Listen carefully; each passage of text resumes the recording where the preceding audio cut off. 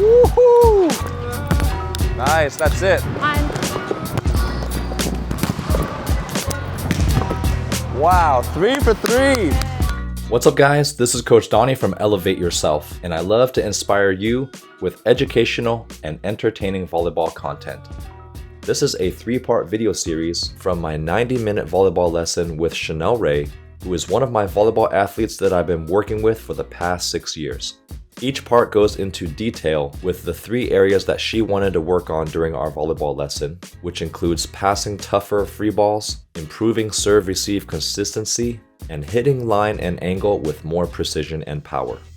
We also implement aspects of Level 7 High Performance, which is an amazing mental performance program that I'll talk about more later in this video. So what are some of the skills? If you had to list like the 2 top skills you want to work on today, what would it be? Serve, receive, and finding spots on the court. So I'm going to enter from that side. We'll just do some free ball passing, and let's just see where your general free ball passing technique is, okay? So you can start middle back. Okay. So we'll go about 10 balls, okay? Alright. Mine. Mine. Mine. Mine. Mine. Mine.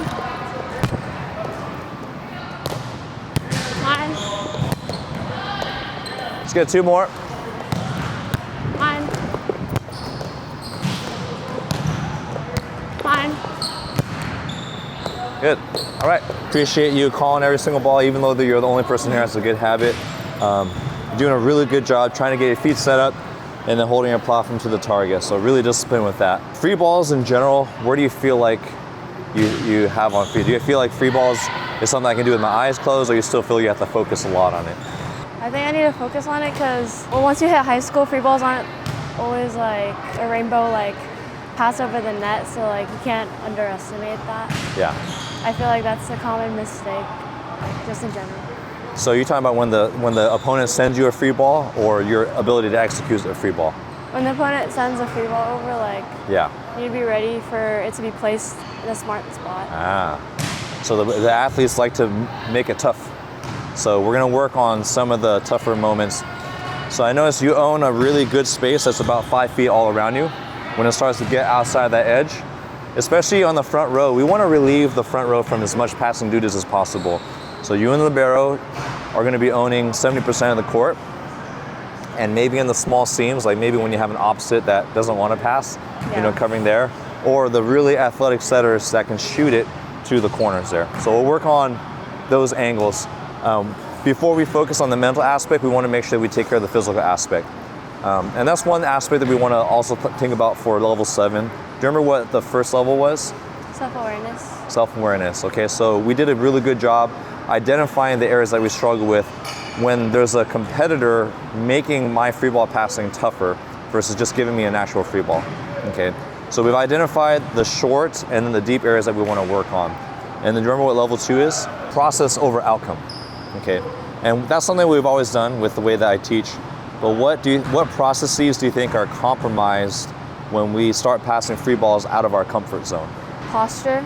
Okay, what happens to our posture? I tend to like come up when I'm trying to like run to a farther ball. Yeah. Just because like I'm not trying to like sprint to a ball like hunched over, like facing the floor, like yeah, just uncomfortable. Try not to fall down or something like that. Yeah, but then I like lose balance. Lose balance, okay. So we've identified first that we get upright, and I saw that we start to back up and throw our arms, versus we want the same ease in front as we do far away. So the first thing we need to do is, if it's beyond like 2 or 3 shuffles, then we need to open up a little bit, okay? So we'll work on each area. Let's work on the short left. So first, let's actually have you start in middle back free ball. We'll actually first start, we'll take the short left free ball. So let's say your libero is trying to help out the front row. We'll work on the short left one, right? Mine. Mine. Mine. Mine. Good, all right. So ideally, we want the middles to pass these, but then there's some middles where like, don't touch the ball. And so what they're gonna do, if you don't want them to pass it, just tell them open up early so that you can give me a clear pathway, okay? What do we start to experience as the balls start getting shorter on the free balls? As I'm like moving forward, if I don't get there fast enough, then I need to compensate that by like dropping lower. Okay. One thing that makes you feel kind of up and down, like out of control of the body, is you're able to keep your medium posture when it's within shuffle distance, but when we have to run to it, we stand up to run, and now the distance from where I'm running, we drop really low. Really? So then we have to do a lot of corrective mechanisms. So on some of the short ones, even if I'm running, try to keep your head, right? There's this invisible ceiling. Try to keep your head under that ceiling, no matter where it is, because we're gonna do the same technique on the short one there, okay? And that'll allow you just to shoot under the ball and should make the passing easier. Mine. Okay. I'm gonna start moving it around a little bit. Mine. Mine. Ooh, that's tough, nice up. Great effort. That's definitely the opposite's ball. Mine. 2 more. Mine. Mine. 1 more. Mine. Okay. What did that feel like to try to keep your head more level? Yeah, I could definitely feel like I wasn't like going up and down Okay. by like trying to focus on the ceiling. Yeah. Yeah, that's amazing. Good. You should also feel a little more tension in your shoulders and your knees because you're having to hold. So the getting there will take a little bit more effort because this is a relaxed position. That's why people stand up. It's not because they're lazy necessarily. It's because it's just more comfortable. Moving like this is a little bit more taxing on the body, but it makes the execution really easy. One thing I noticed is you just put your platform and follow through up. So really simple versus if I'm running and standing, now we have to do a lot of excess movement. So getting there is easy, but the execution is really hard. And that's kind of a theme of that, okay? Let's work on the deep ones. So I'm gonna work on the flat deep seam. Let's say libero is already released to try to cover that one, and you're gonna help her with this flat deep seam here, okay? Mine. Mine. 1 more. Mine. All right. I noticed you're changing things on your own, which is good, right? We talked about acknowledging where you're at, and then what processes do we want to start implementing to create a consistent outcome. So what were some things you're trying to do in that one? After I passed like to the left side, I tried to fix it the next time by dropping my right shoulder more. Okay. I thought about opening up earlier, but I don't think I did that. Okay. That's good that you're aware of that. Even if you tried it, it did look like you opened up too late. It's okay to do a combination of, oh shoot, it's deeper than I think, and then open up on your way there. So as you get more advanced, things are more of like a combination of movements. It's not like I have to commit here or here. Things can change, but you just have to be more fluid. One thing I noticed is as you're getting back, passing should feel comfortable, meaning the same movement that I have here where the ball kind of does the work for me. Right now, it looks a little bit rigid to where I'm having to do a lot of the work. I want you to change your mindset of a little bit more aggressive. Like be more free, don't be afraid to pass well. So what does that look like if I'm here? The moment is deep. I'm keeping my head under the ceiling so I can create this angle versus trying to be really tight and frozen. Okay, all right, let's try that. Mine. Good. Mine. So on that one, it's good to have this consistent processes, but within those processes, we want to be flexible. So one free ball was here, still behind you, and one was further. So one thing you're really good at is really disciplined with a consistent process, but we still want to be flexible with that. How does that change from this free ball to this free ball? You need to open up more. Okay. Are you closer or further away to the target? Farther. Yes. So I actually think your angle is good. I don't think you need to open up more because it was a free ball here and then a free ball here. So it was very consistent, but we didn't compensate for the change. So try to be more free and fluid to where you're following through a little bit more. And that's why I talked about like be more aggressive, And just trust your ability that I know what I'm doing, I just have to finish it, okay? Mine. Mine. Mine. Yeah, let's go. Let's move those arms all the way. Ready? Be fluid with it. Yeah, good. Right, if it's shorter, then less arms. And keep your head under that ceiling. Right, head under the ceiling. Good job. Right, more arms here. Yeah, good job. The last one was it. I kept pushing you further and further to see where your limit was. What did it feel like for that one, on that last one? Easier. Okay. I think whenever I pass, like I feel like something in my, I don't know what this is called. My Tension? shoulder. Yeah. Tight? Yeah. Yeah. Yeah. I think it's interesting you said the word easier, even though the ball is more difficult. Part of it is that trust. And so what's one thing I really appreciate about you is you are so committed to the process, but sometimes the process controls us too much. I'm not saying we shouldn't be technical, but even there was a little bit more trust where you made a calculation and you let go a little bit of the result to just let your body free up to pass that ball. So that was really good. Okay. Do you struggle to perform your best under pressure and get stuck in your own mistakes? I've definitely struggled with my mental game over my 25-year volleyball career. Luckily for you, there is Level 7 High Performance, which is a powerful mental performance program that helps you develop the essential mental skills to deal with failure, make meaningful progress, and thrive under pressure. It is a self-guided program produced by a Division I athlete and mental performance coach that provides simple and effective ways to build your mental game. Use the link below to download your Level 7 High Performance program and start elevating your mental game today. So part of Level 2 is emphasizing the process over outcome. Why do you think that's so important for elite athletes, including yourself, Olympians? Why do you think that methodology is like the most optimal way to pursue performance?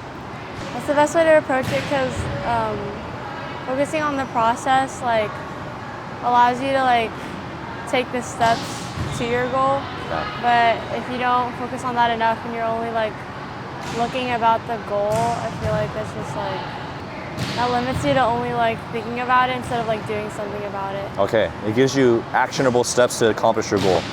I think for you specifically, you got that down 100%. The challenge for you is that sometimes the process becomes the goal.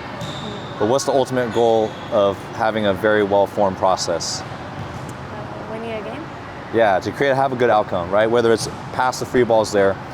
Because that's where I think we're very disciplined with the same technique wherever it is. But we have to ultimately know that our goal is to get the ball there. So don't be so fixed on a particular process that we don't become flexible with the process. You know what I mean? Okay, so let's get all four. Mine. Mine. Mine. Mine. Mine. Mine. Mine. Okay, let's talk about that. So now that we mixed it up, how did you feel about your free ball passing on that one? I think because I had to focus on like reading where you were going. Yeah. It just took a little bit of focus away from like me trying to follow through all the way to the target. Yeah. And great job with the footwork. We just started standing up. So if I were to summarize the two process-oriented techniques we want to work on is even when we're backing up, how do you think keeping my head lower still gives me a better chance to pass versus moving back like that? Because it takes away like an extra step that you have to do once you do get behind the ball. Yeah, my path to the ball is always going to be linear versus curved. And also, if I do happen to stand up, where's the ball? What's happening to the ball as I go from low to high versus high to low or high to high? So this is high to high. This is high to low. And then this is low to low or low to high. Low to high allows you to get the ball up. Okay. And then going from high to low, I think it's harder to control your body that way. So like, you probably shank it, and then high to high, you get caught up here. Yes. So I'm seeing a lot of high to high or high to low. And you're athletic enough to where as I'm dropping, I can kind of do that, but it's not very comfortable. So as we're going, whether or not you choose to open up, this also buys you a little bit more time because now I'm passing the ball at a lower point than trying to cut it off and I don't have as much time. All right, so let's continue to work on that glass ceiling. So whether it's short or deep, I'm moving with my head under the ceiling. Good. Stay head down. Line. Head down, head down. Line. Head down. Line. Good. All right, that was 5. What percentage did you feel like you were like low to low or low to high compared to up and down? So that was about 6 balls. I think that I was low to high for 4. 4 out of 6? 4. Okay, so about 2/3? Yeah, I would say for sure. What did that feel like to have it more than half the time? Did it feel any different or did it feel the same? It felt easier to pass the deeper balls. Yeah. There was one short one where you kind of got there earlier than you thought. There's like, it looked like there was a surprise look. We were kind of like, wait, what do I do with all this time? Right? Versus like having to get there always on time. So nice job. Now let's work on really managing the angles. So short ones, you're really good about being parallel, and that's why those are on target. It's the deeper ones that tend to land off. So we have to finish all the way to the net. So for now, let's see what it feels like to finish too far, if anything, but it's not as going to be as tight as you think. Okay?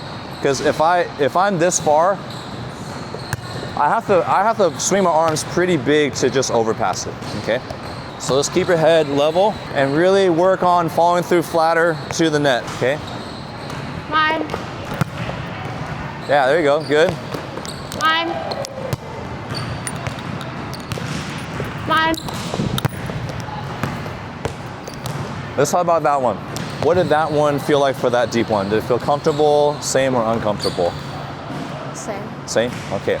The reason why I felt the same, if it feels the same, your baseline mechanism is high to high. And so even though you had a big arm movement, it didn't make it all the way there. Because when I'm upright, I have no shoulder angle, and then also I have no range up here. So instead, I should almost feel like someone's just like pressing my head down. So on that last one, if I go here, now I can have a good angle on my shoulder because I'm lower and I have a lot of movement with my arms, okay? Right, head down. Line. Good. Line. Oh. Good, way to keep your head down, nice job. Line.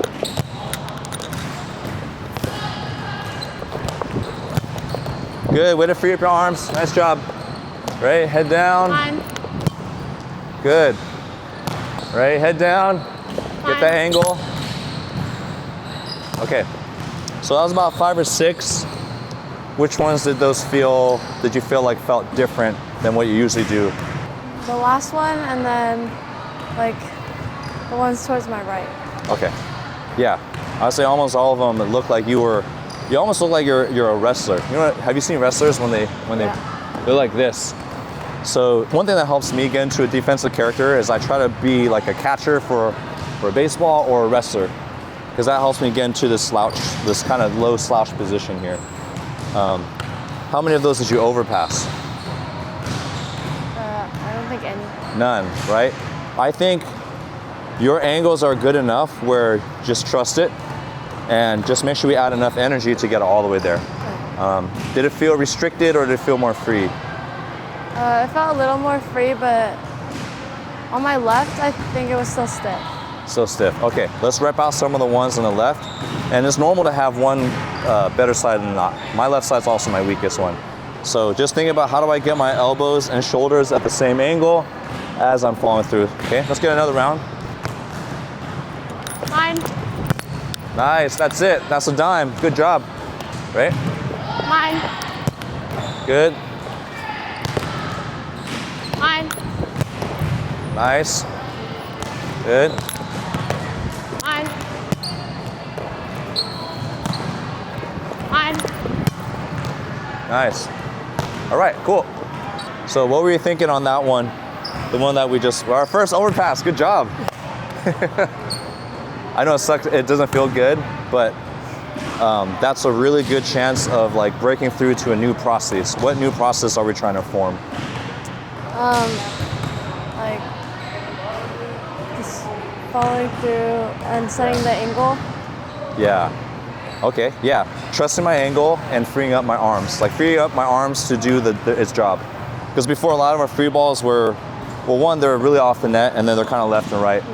And so prior to that, everything was right on the dime, right? Especially, I'm assuming your hitters aren't super big, right? They need this type of middle set. They're probably not big enough to like run some of those. So it helps out your hitters too. But that's what I mean by forming a new process. Don't be fixed on one single process, which is shuffle, freeze.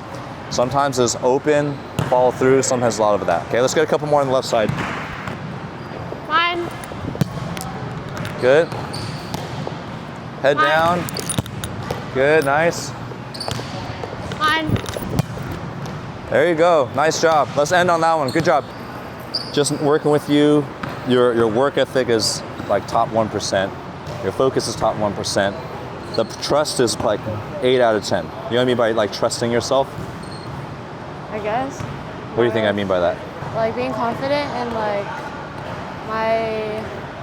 my skills, and just like being able to play without thinking about it too much. Yeah, yeah. So there's some moments where like coach kind of like, oh, she's gonna rip this. And then there's like a slow down and a careful movement.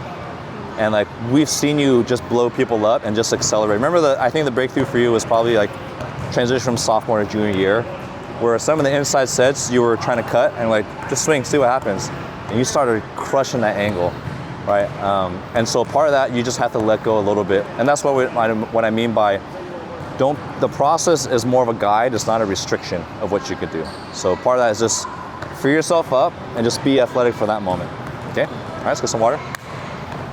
I hope you learned a few techniques on how to improve your free ball passing when they land in tougher locations. Make sure you stay tuned for part 2 of this 3-part video series where we work on serve-receive consistency and accuracy. And don't forget to download your Level 7 High Performance program to take your mental game to the next level.